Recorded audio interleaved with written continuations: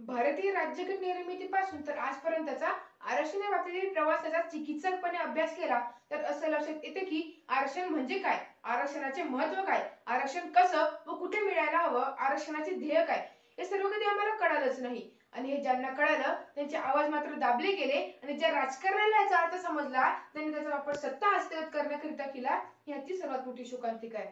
सध्या स्थितीत देशातील सर्वात वादग्रस्त विषय म्हणजे आरक्षण.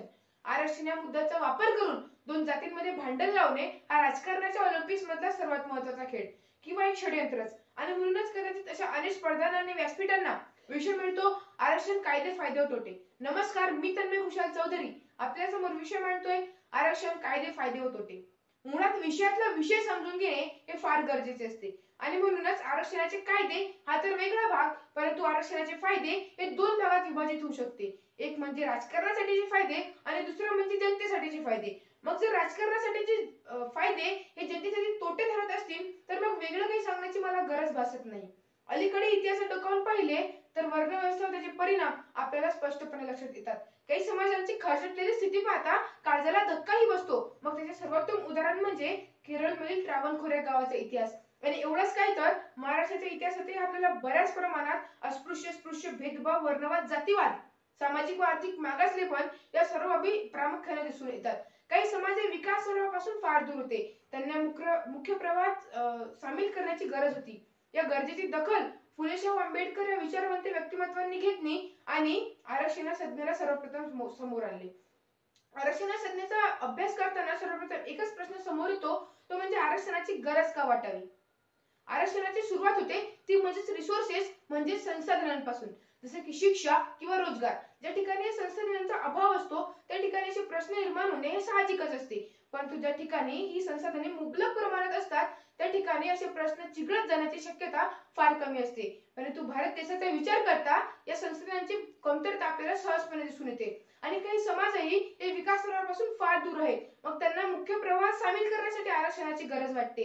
प्रत्येक समाजाला योग्य ते प्रतिनिधित्व मिळवून देण्यासाठी आरक्षणाची गरज वाटते. प्रत्येक व्यक्तीच्या कला गुणांना आणि हुनरांना वाव मिळून देशाची प्रगती साधण्यासाठी आरक्षणाची गरज वाटते. प्रत्येक व्यक्तीला आपले जीवन सन्मानाने, सुरळीतपणे व स्वतंत्रपणे जगता यावे म्हणून आरक्षणाची गरज वाटते. परंतु जेव्हा एखाद्या समाजाला त्या समाजाची परिस्थिती ही घसरलेली दिसते आणि आपली संधी ही अयोग्य हातात जात आहे असे वाटते तेव्हा आरक्षणाची गरज ही एक मागणी बनते. परंतु जेव्हा यावरही दुर्लक्ष केले जाते तेव्हा त्याचे आंदोलन त्याचे रूपांतरिका उग्र आंदोलन होते, ज्याचे परिणाम नक्की जनतेवर आणि समाज जीवनावर होतोच. काही लोकांचा तर आरक्षणाला स्पष्ट विरोध असतो. त्यांना असे वाटते की देश समानतेच्या मार्गावर चालायला हवा, परंतु आरक्षण हा विषय समानता विरोधक असून तर तो भेदभाव समर्थक आहे. परंतु आपल्याला समानतेचा खरा अर्थ तरी समजलाय का हो? तर समानतेचे दोन प्रकार पडतात, एक म्हणजे नकारात्मक आणि दुसरं म्हणजे सकारात्मक. नकारात्मक समानता म्हणजे समाजाचा विचार न करता नियमांचे पालन करणे, परंतु हे माझे मते अयोग्य आहे. आणि सकारात्मक समानता म्हणजे समाजात समानता स्थापित करण्याकरिता काही प्रमाणात भेदभाव करणे म्हणजे सकारात्मक समानता, आणि हे माझ्या मते योग्य आहे. म्हणूनच मला असे वाटते की आरक्षण हा विषय भेदभाव समर्थक नसून तर तो सकारात्मक समानता समर्थक आहे असे मला वाटते. आरक्षणाबद्दल भरपूर असा अभ्यास केल्यानंतरही, आरक्षणाचे महत्व समजून घेतल्यानंतरही जेव्हा वर्तमानाच्या वास्तवात आपण शिरतो तेव्हा कधीतरी असं वाटायला लागतं की आरक्षण याची सर्वात मोठी शोकांतिका तर नव्हे ना, परंतु या सर्व भावनांना बाजूला सारून योग्य काय व अयोग्य काय यासाठी लढा देणं हे प्रत्येक जागृत नागरिकाचे कर्तव्य आहे आणि ते आपण करायलाही हवे.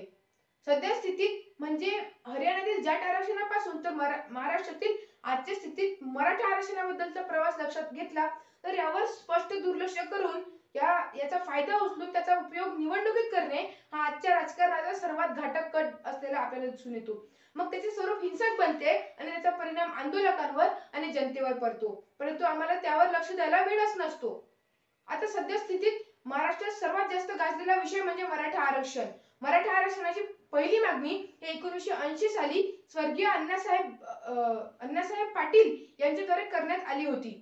मग आज मनोज जरांगे सारख्या साध्या व्यक्तिमत्वाने त्याला योग्य ते रूप दिले आहे आणि त्याला योग्य त्या मागण्या मागितल्या आहेत. एकीकडे तर धनगर समाजही आपल्या मागण्या मांडत आहेत, परंतु या परिस्थितीचा फायदा उचलून अनुक्रमे ओबीसी आणि आदिवासी समाजासोबत भांडण लावण्याचा हा घातक कट रचला जातोय. परंतु त्यापासून सावधान राहणे हे आपले कर्तव्य आहे. कारण संघर्ष हा जिंकण्यासाठी नाही तर जगण्यासाठी असावा आणि म्हणूनच आपण लढावे, परंतु अन्यायाविरुद्ध न्यायासाठी, आपल्या हक्कांसाठी आणि समाज जीवनासाठी. मराठा आरक्षणाचा एकतर्फा विचार करूनही चालणार नाही. कारण मराठ्यांना आरक्षण मिळण्यासाठी त्यांचे मागासलेपण सिद्ध होणे गरजेचे होते आणि ते झालेले आहे. आणि सरकारने त्यावर शिक्कामोर्तब केलाच आहे. परंतु आज सरकारचे पुढचे निर्णय हे पाहण्यालायक असतील आणि त्यावर लक्ष नक्कीच राहील. आणखी एक मुद्दा म्हणजे ईडब्ल्यूएस आरक्षण. आपल्या संविधानात एखाद्या समाजाच्या सामाजिक स्थितीवरून आरक्षण देण्याची तरतूद आहे, आर्थिक स्थितीवरून नव्हे. परंतु ईडब्ल्यूएस आरक्षण हे पूर्णतः आर्थिक स्थितीवरून दिले जाणारे आरक्षण आहे, म्हणून हे माझ्या मते अयोग्य आहे. त्यानंतर नुकतंच संसदेत महिला आरक्षण बिल पास झालं आहे, ज्यानुसार संसदेत महिलांना 33% आरक्षण देण्यात येणार आहे.